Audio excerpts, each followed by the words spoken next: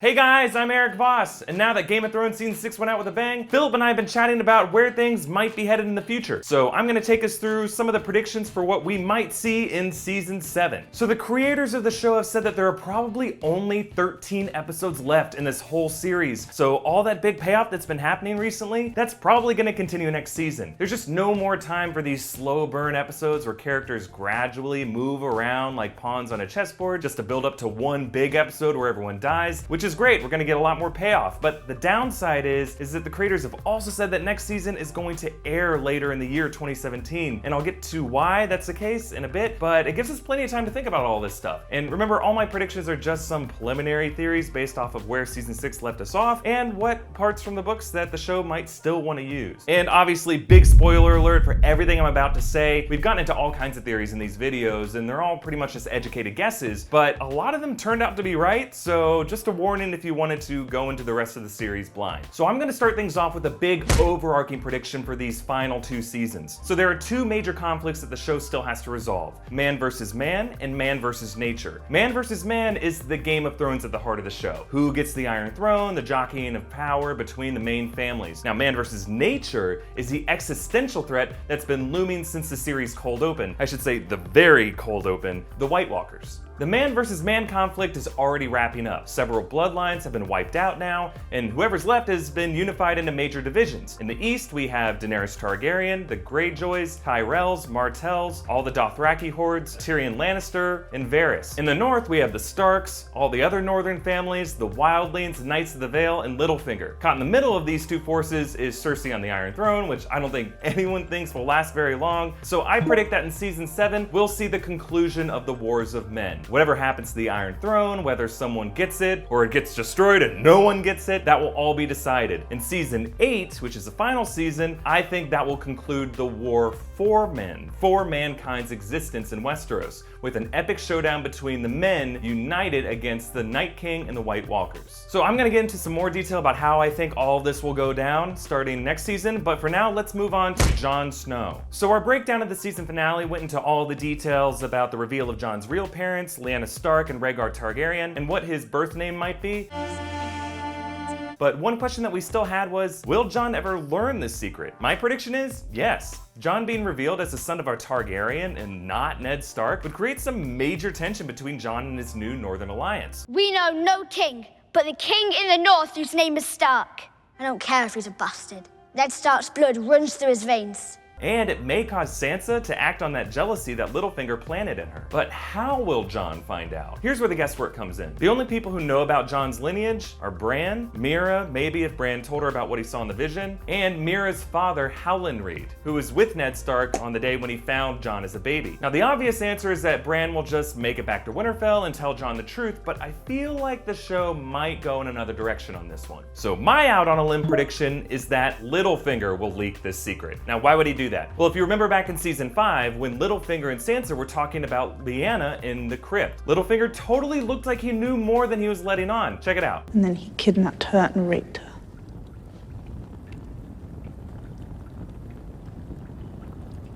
So if Littlefinger does know this secret, revealing the truth would be an interesting power move for him. He could use it to manipulate Sansa's jealousy over Jon. Just telling her, yeah, you know, you should be jealous that Jon got credit for winning the Battle of the Bastards when you were the one to save the day. And now they're calling him the King of the North because supposedly Ned Stark's blood runs through his veins. Well, guess what? That's not true either. So I could be totally wrong about Littlefinger, but I think it would be an interesting next step for him. Another prediction I want to make about Jon is I think we're going to learn a lot more about his father, Rhaegar Targaryen, next season. Some people were confused by that Tower of Joy scene, and I don't know how they thought this, but they thought that Jon's parents were Ned and Lyanna. Oof. But one of the reasons for this confusion, I think, is that the show focused a lot more on Lyanna to set up this reveal, way less so than they did on Rhaegar. Season 6 showed us Lyanna in flashbacks a few times, in Winterfell and the Tower of Joy, but Rhaegar Targaryen remains one of the only major figures from recent Westeros history that we've never seen played on the show. Now, I think this is intentional, and the show wants to save Jon's Targaryen bloodline for next season. That's because the implications of his father's side are way more complicated than his mother's side, and the show wants to deal with that separately. So not only is Jon related to Daenerys now, he's her nephew technically, if Rhaegar and Lyanna were married when the time he was conceived, he has a legitimate claim to the Iron Throne. Now, I don't think he wants the Iron Throne, but it's looking like half of Westeros now considers Jon Snow to be their king. Pretty soon, I think we're gonna see the other half of Westeros looking to another Targaryen, Daenerys, as their ruler. I have more on this theory that I'll come back to in a bit, but for now, let's move on to the Mad Queen. Okay, so let's be honest, it's barely a prediction to say that Cersei isn't gonna be a queen for long. She's totally isolated herself and everyone hates her, even Jaime, and there's no way everything she's done at this point doesn't bite her in the ass. So instead, let's talk about how Cersei leaves the Iron Throne. By the looks of that final shot in the season finale, Daenerys is totally gonna sack King's Landing, torch the place, and take the Iron Throne by force. That would definitely complete the prophecy of... And comes another, younger, more beautiful, to cast you down and take all you hold dear. But also, remember Bran's vision back in episode 6? We saw that image of a dragon's shadow flying over the roofs of King's Landing. And considering the other images that were from that vision were of big events that hadn't happened yet, like the wildfire in the tunnels, I'm betting this dragon shadow is something that hasn't happened yet and we'll see it next season. But there's another vision I want to remind you about. So remember back in season 2 in the House of the Undying, when Daenerys in her vision walked into the Great Hall of King's Landing with the roof caved in and snow covering everything? In that vision, the Iron Throne already seemed empty, like it was empty before Daenerys even got there. So while I think Daenerys might be the one to conquer the city of King's Landing, I'm not sure that she will be the one personally to physically unseat Cersei. So the smart money seems to be on Jaime being the one to kill Cersei. This is the Queenslayer theory. That look of fear and contempt that Jaime gave Cersei as she sat on the Iron Throne makes me think that Jaime wishes he had been there to stop this Mad Queen from using wildfire to burn part of the city, just like he did with the Mad King when he earned the name Kingslayer. But I get the feeling that Cersei isn't even done with wildfire. All the wildfire reserves beneath the Great Sept of Baelor were blown up, but remember, the Mad King also stored wildfire beneath the Red Keep, and it might still be down there. So when Daenerys' fleet arrives next season, I could see the Mad Queen trying to use wildfire again, and Jaime moving in to stop her at whatever cost. Now, in the books, there's even more to this theory, and it has to do with that prophecy that Cersei heard as a young girl. Cersei was told that she would die at the hand of her Voluncar, which is High Valyrian for a younger brother. Book Cersei is paranoid that this means Tyrion will kill her, but remember, Jaime is younger than Cersei too, if only by a few minutes. But let's assume that neither Jaime nor Daenerys will kill Cersei and that someone else will step in to do the job. And my out on a limb prediction is Arya Stark. Now, I know it seems impossible that Arya could get close enough, but hey, we just saw her sneak into the twins' undercover and murder a High Lord and 2 of his sons, so it's clear the show wants Arya to cross the rest of the names off her list. And what name is at the top of that list? Cersei.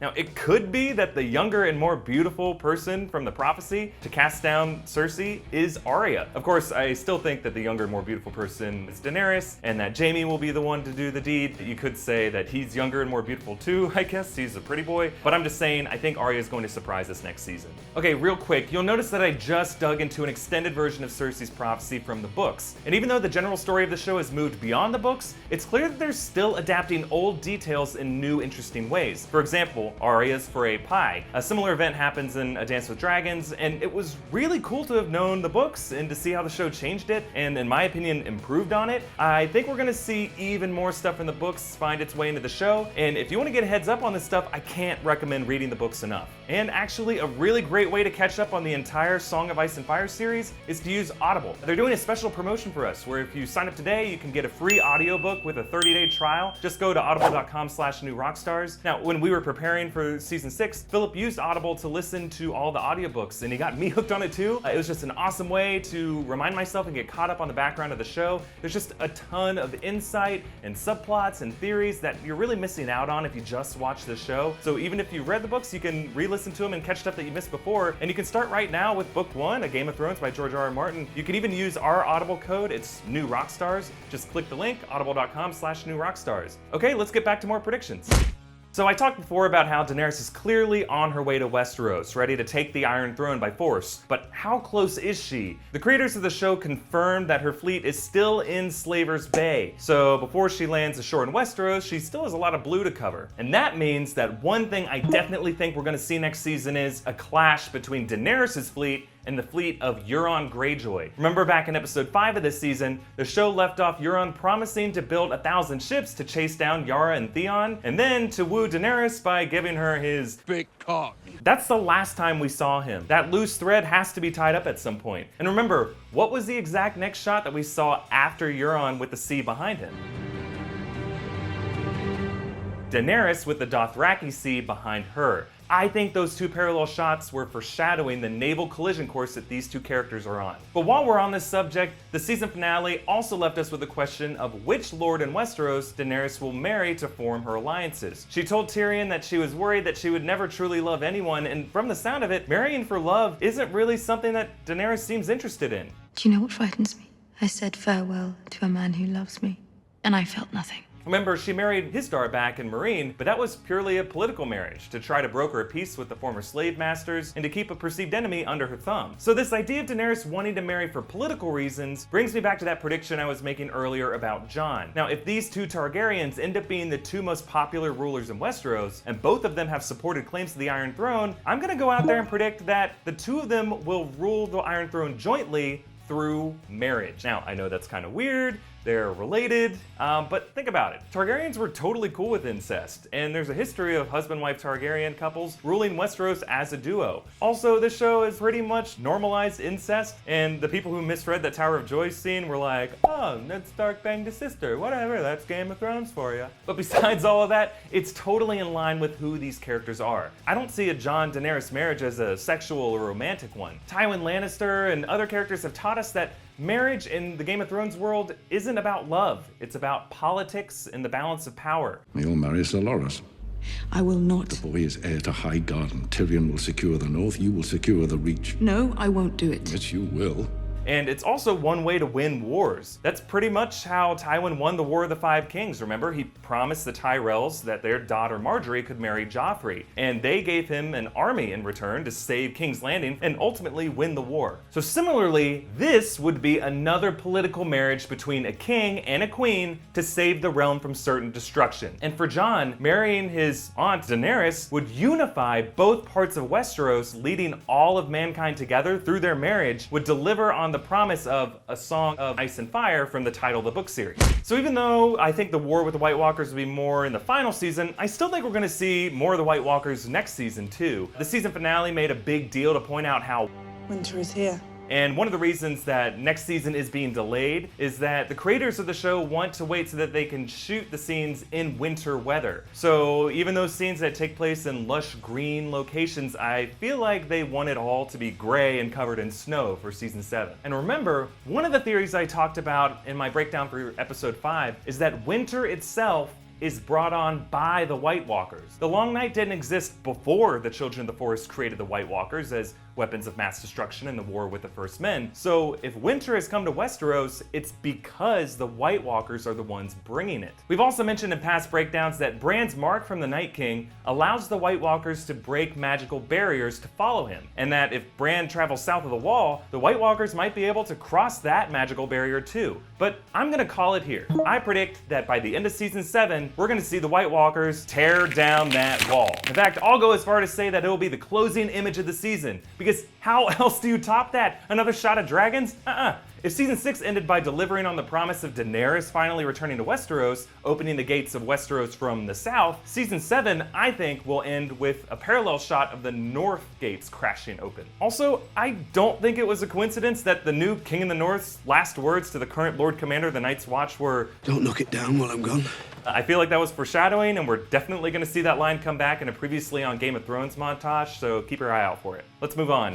Let's talk about Arya. So I already mentioned my out there prediction for Arya and Cersei, and in the last breakdown, Philip talked about how Arya might run into the Brotherhood Without Banners and the Hound and Melisandre, since they're all kind of in the same general vicinity now, and she may get a chance to cross those names off her list as well. Also, a lot of people are saying that Arya might finally reunite with her long-lost direwolf, Nymeria, but I'm not so sure it's going to go down that way in the show next season. The show has never really focused on the Stark's connection with their direwolves as much as the books do. Like in the books, Arya wargs into Nymeria in her dreams, and that hasn't happened in the show at all. However, just like the show adapted the Frey Pie event into Arya's storyline, I think we might see another vengeful storyline from the books make it into Arya's story in the show. And I should say this is a spoiler for anyone who still wants to read the books, but this character's been talked about so much online that I don't really know how you can avoid her at this point. Lady Stoneheart. And I won't go into her identity too much, but in the books, she leads the Brotherhood Without Banners to get revenge on the Lannisters and the Freys and to generally spread terror across the Riverlands. So even though the show doesn't look like they'll be featuring Lady Stoneheart, I predict that they'll reassign that killing spree to Arya next season. Now, what does this mean for Arya? The problem with Arya's revenge plot is that it's a little short-sighted for her. Like, what happens when she kills everyone on her list? What does she do then? Arya's story is based entirely within the man versus man conflict I was talking about earlier. She doesn't care or even know about the White Walkers or the wars to come, so I'll make another bold prediction. I think next season will show the completion of Arya's arc and her death. Now, how will she die? Arya has defied the odds and survived tons of near-death experiences, so my guess is that she'll die on her own terms. Maybe a suicide mission to deliver that final kill. Again, these are all just shots in the dark, but we have 13 episodes left, people. Characters we love have to start dying at some point. All men must die. So I'm gonna wrap this up with a few quick predictions about characters I haven't gotten to yet. So Tyrion seems to have completed his arc as the new Hand of the Queen. He's found his rightful place as Daenerys' right-hand man. We've talked in the past about the theory that Tyrion might also be a Targaryen. Check out our other breakdown for more details on that. I'm kind of on the fence about it, just honestly because the idea of the dragon has 3 heads, and those heads being Daenerys and Jon and then Tyrion. That was more of a big deal from the books than it's been in the show, but I think it could happen. The only thing is, we have 13 episodes left, so if they're gonna reveal Tyrion's Targaryen lineage, they really need to get a move on, like chop chop guys. But 2 minor predictions I'm comfortable making about Tyrion for next season: a reunion with his siblings and with Bronn, and finally hearing the end of that punchline from the joke about a jackass and a honeycomb in a brothel. I once brought a jackass and a honeycomb into a brothel. Silence! Once walked into a brothel with a honeycomb and a jackass. The madam says... What happened next? We've heard it twice. Rule of threes, guys. Let's hear the end of that joke. And then Brienne, the last time we saw Brienne, she was rowing away from River Run with Podrick. And while the presumption is that she's headed back north to Winterfell to return to Sansa's side, I predict that the show will use another chapter from the books and get Brienne into more trouble. So spoiler alert again here. At the end of A Feast for Crows, the last time Brienne appears in the books so far, she gets captured by the Brotherhood Without Banners, and they accuse her of serving the Lannisters, because remember, she's carrying Jaime Lannister's sword, Oathkeeper. They make Brienne choose either kill Jaime Lannister or hang. So my prediction is we're gonna see this, or some version of this, in the show. Remember, Brienne's still in the Riverlands, maybe not too far from the Brotherhood and the Hound. After that endearing goodbye wave between Jaime and Brienne at the end of episode 8, it'd be interesting to see Brienne confront her own love for Jaime. It would also be cool to see the Hound in a position to spare the life of a former adversary that he might have some respect for.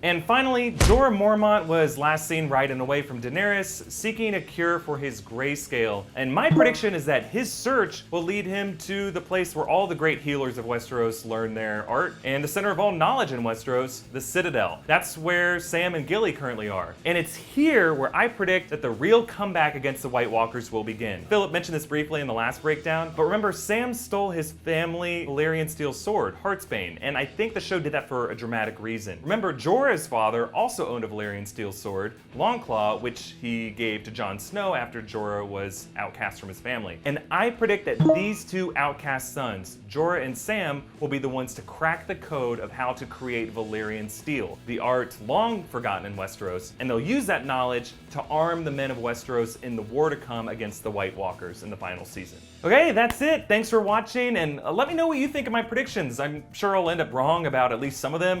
We got more Game of Thrones theory videos in the works, so even though it'll be a while before we get new episodes of the show, we'll try to have you covered. If you haven't already, go back and watch our breakdowns from the past 10 episodes from season 6. There's a ton of good stuff in there. And if you like this video, please share it around, subscribe to New Rockstars, get the word out about us. That's one way to help grow this channel. And another way you can help is by contributing to our Patreon. It's been a huge help for helping us get these videos out, and the more people who contribute, the more you'll see this channel grow. Big shout out, by the way, to Patreon contributor Jill Prichard. You rock, Jill. Thank you so much. And thanks, of course, to everyone who's contributed so far to our Patreon. We love you guys. You can follow New Rockstars on Twitter @New Rockstars for updates about when our videos will be coming out. out. You can also hit me up on Twitter at EAVoss with any predictions or theory questions you might have. You can do the same with Philip at FIMO on Twitter or on Facebook at facebook.com/FIMO knows. Okay, thanks again, guys. Bye.